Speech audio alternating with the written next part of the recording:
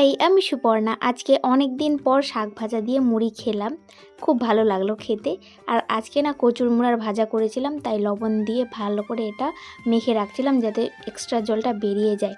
রান্না শেষে মা আমাকে বড় একটা গামলা ধরে খড়ি আনতে পাঠিয়ে দেয়, কারণ বাবা খড়ি পাঠাচ্ছে একটা গাছের মুড়া তুলতেছে। আর মা বড়গুলো নিয়ে আসছে বস্তায়, আর আমি ছোট ছোট গুঁড়াগুলো যে পড়ে থাকে সেগুলো নিয়ে আসবো।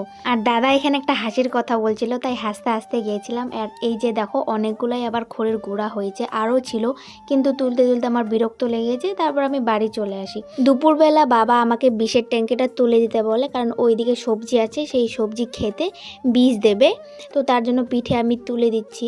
আর বিষের ট্যাঙ্কিগুলো কীরকম ভারী হয় তোমরা তো জানোই, মানে যারা কৃষিকাজ করে এরকম বিষ টিষ দেয় তারা জানে প্রচুর ভারী হয়, এগুলো একা একা তোলা কিন্তু সম্ভব হয় না।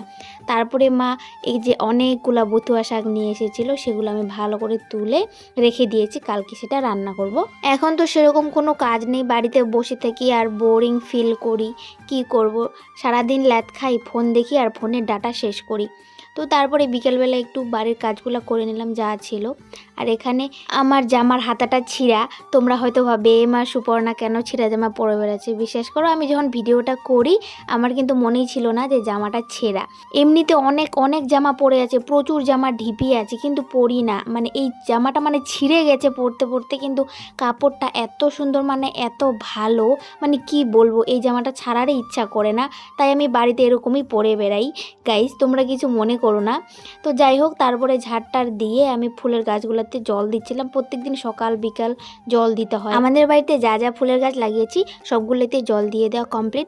তারপরে বনু কুল খাচ্ছিল, তো ওর কাছ থেকে আমি 5টা কুল চেয়ে নিই।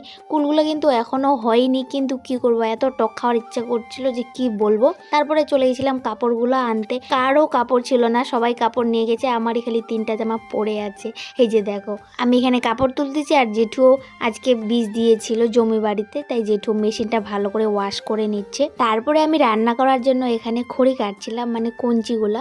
আজকের ভিডিও এই পর্যন্তই, দেখাচ্ছে নেক্সট কোনো ভিডিওতে। Tata bye.